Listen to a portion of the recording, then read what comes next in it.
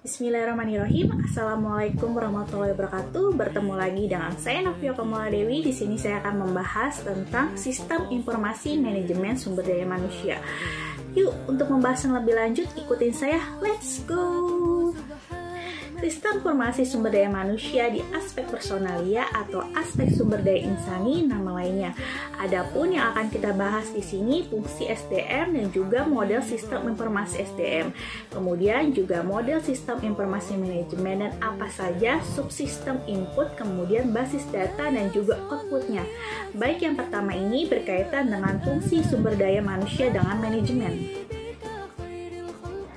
Terminologi personalia adalah atau diartikan sebagai pengelola personil atau orang-orang atau staf mulai dari berbagai perangkat dan jabatan secara transaksional. Terkait pengajian transaksional di dalam sumber daya manusia itu berkaitan dengan pengajian. Jadi transaksi bisa berkaitan dengan pemasaran dalam hal jual beli produk, dan ini terkait dengan internal perusahaan personalia, terkait dengan pengajian yang diberikan kepada karyawan. Lalu secara terminologi sumber daya manusia juga yang lebih lain dibandingkan dengan personalia, bahwa sumber daya manusia adalah pengelola personil sebagai sumber daya berharga yang dimiliki perusahaan. Kata berharga ini bisa mewakili bahwa pentingnya sumber daya manusia bagi perusahaan. Sumber daya manusia adalah aset perusahaan yang harus dikembangkan, yang harus dipelihara dan harus diberikan kepuasan kerja agar sumber daya manusia loyal kepada perusahaan. Kalau sumber daya manusia sudah loyal, maka nanti perusahaan juga akan mendapatkan manfaat, yaitu engagement atau ketertarikan sumber daya manusia untuk bekerja secara optimal dalam perusahaan itu. SDM harus memiliki status fungsional sendiri, sehingga kewenangan setara dengan jabatan fungsional lainnya seperti halnya pemasaran keuangan dan operasional. Adapun tugas utama fungsi SDM yang pertama, perekrutan dan penerimaan. Perekrutan dapat diartikan ini adalah proses di mana kita sebagai internal perusahaan karyawan akan mengambil atau menambah tenaga kerja ya dengan merekrut, dan juga menerima tentu akan diseleksi, ada yang cocok kemudian diterima dan tidak cocok tidak akan diterima, dan juga nanti akan disampaikan mewakili melalui email, telepon, chat atau lain sebagainya terhadap para pelamar atau apply. Kemudian pengadaan angkatan kerja sesuai dengan kebutuhan perusahaan. Bahwasanya seorang manajer SDM perlu memperhatikan jumlah, spesifikasi dan juga deskripsi dari pekerjaan ya dari angkatan kerja, sehingga pada saat perekrutan jumlahnya sesuai dengan yang dibutuhkan oleh perusahaan. Dan job specification atau sertifikasi pekerjaan juga harus diharapkan atau di planning terlebih dahulu agar yang diterima ini sesuai dengan kompetensinya dan kemampuan dari karyawan tersebut. Untuk perusahaan berikutnya, setelah diterima perlu diadakan pendidikan dan pelatihan. Pendidikan sendiri ini adalah proses bagaimana manajemen meningkatkan kapasitas, kapabilitas, kompetensi, dan SDM, sehingga setelah terjadinya peningkatan kualitas kompetensi dan seterusnya, maka juga akan meningkatkan hasil terbaik bagi perusahaan. Dan juga pelatihan pendidikan ini juga untuk meningkatkan knowledge dan pelatihan untuk peningkatan skill, peningkatan pengetahuan dan keahlian kerja pegawai. Untuk pendidikan dan memberikan pelatihan secara khusus atau teknis atau pendidikan yang memberikan pelatihan secara khusus atau teknis atau skill untuk keahlian tertentu yang dibutuhkan oleh perusahaan. Contohnya adalah pendidikan tentang pengelolaan keuangan kas pada bank. Lalu pelatihan ini adalah teknisi bagaimana arus kas atau membuat arus kas yang kemudian juga disesuaikan dengan kebutuhan perusahaan. Berikut ini adalah model sistem informasi SDM. Di tengahnya ada database, ini perlu informasi dan transaction processing system. Ini adalah berkaitan sistem informasi akuntansi, karena sini nanti berkaitan dengan kompensasi, pelecehan, pemberian tunjangan PHK dan lain sebagainya. Dan juga HR, Research Human Resources Present System. Di sini adalah riset yang dilakukan oleh SDM dan kemudian juga HR Intelligence ini. HR intelijen ini adalah orang yang berperan sebagai orang yang memastikan bahwa alur kinerja di bagian SDM sudah sesuai dengan ditetapkan oleh perusahaan. Dan intelijen HR ini adalah orang yang berperan penting, yang berperan sebagai pusat informasi dari mana HR itu bisa diperoleh. Tentu nanti ada intelijen mental dan juga internal resources. Artinya di dalam perekrutan perusahaan juga bisa dilakukan melalui internal perusahaan itu.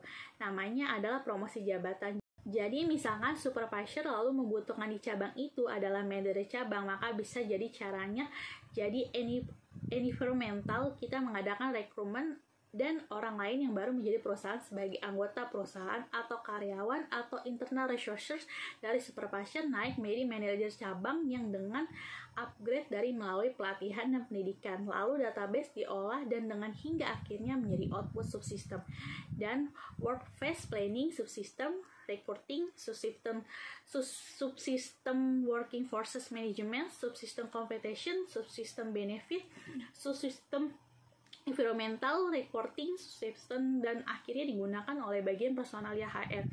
Kemudian General Affairs Manager, SDM Manager, pelatihan, manajer pendidikan, dan resistant development, ini usernya banyak. Lalu ini adalah penjelasannya satu persatu dalam mode sistem informasi manajemen tersebut. Yang pertama, subsistem input terdiri dari sistem informasi akuntansi di mana ini berkaitan dengan transaksi di bidang ke-SDM yang nantinya akan menjadi sub-input dari informasi seperti halnya pembayaran gaji, pemberian tunjangan, dan lain sebagainya.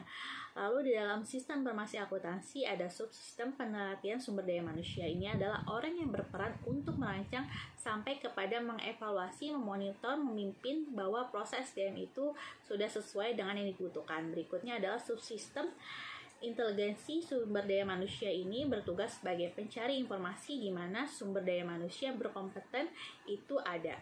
Kemudian sistem output ada perencanaan angkatan kerja karena tadi bahwa angkatan kerja perlu diestimasi dengan tepat sehingga nanti jumlah karyawan juga dapat dipenuhi dengan pas. Kemudian perekrutan manajemen angkatan kerja, kemudian kompensasi, benefit, dan pelapor ke lingkungan.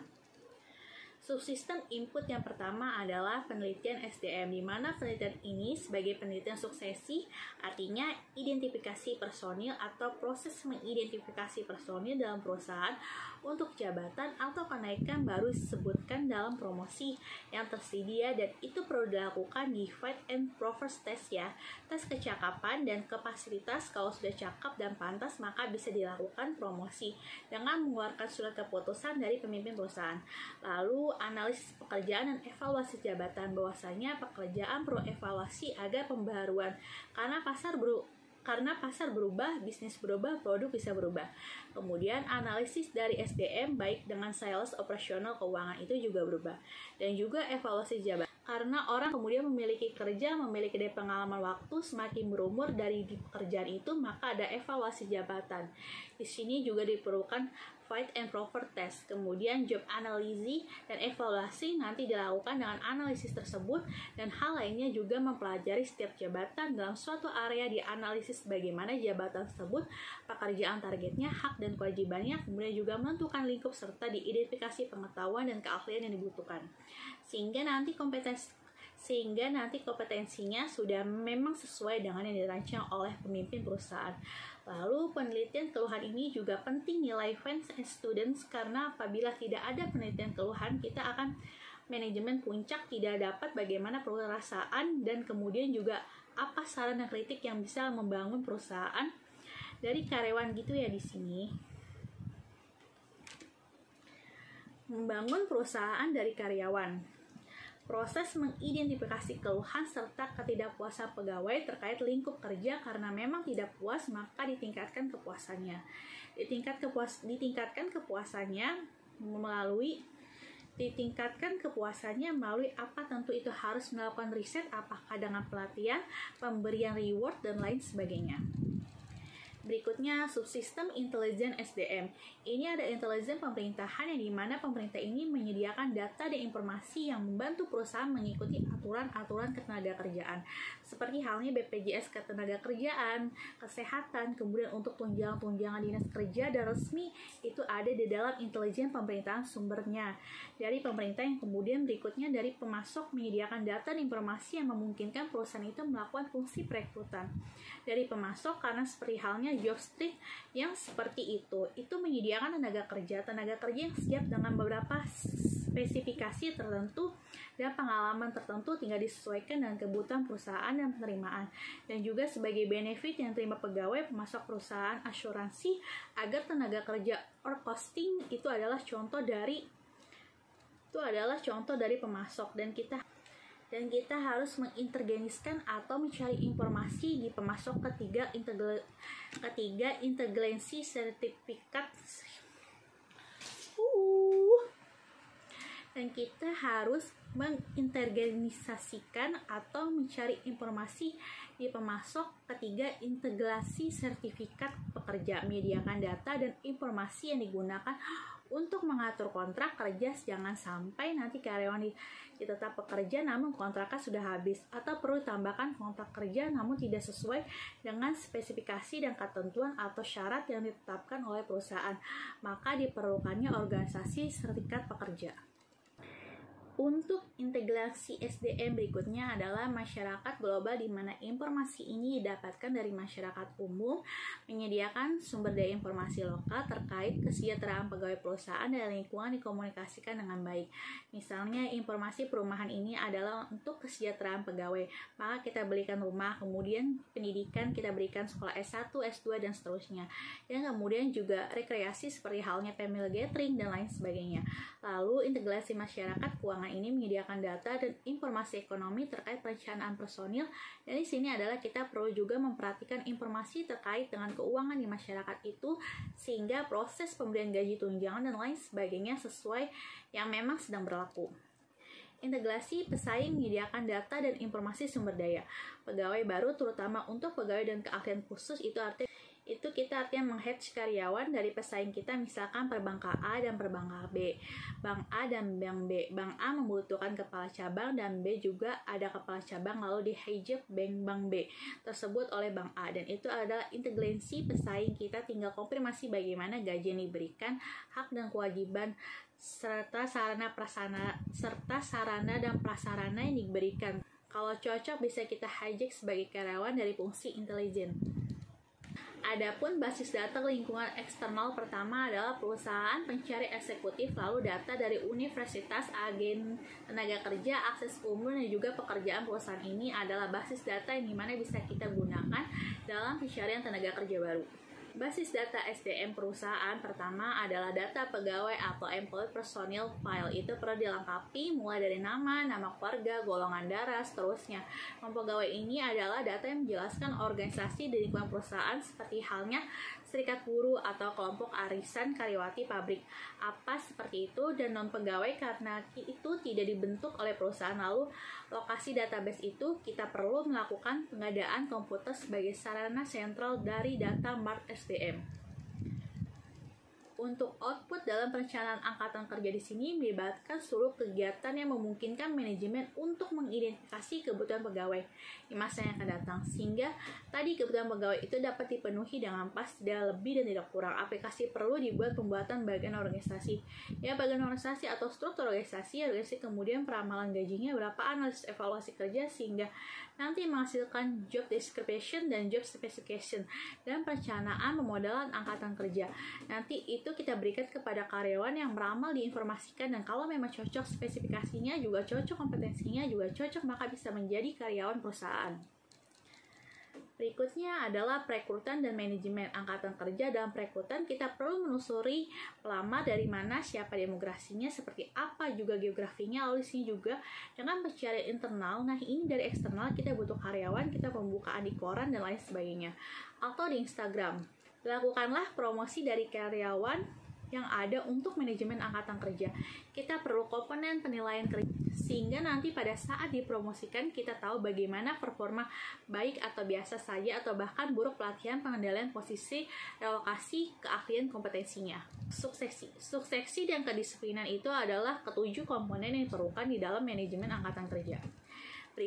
Berikutnya adalah kompensasi berkaitan dengan gaji, tunjangan berkaitan dengan jabatan, ya, benefit dan pelopor lingkungan. Pertama, kompensasi kita perlu elemen dalam sistem adalah peningkatan penghargaan.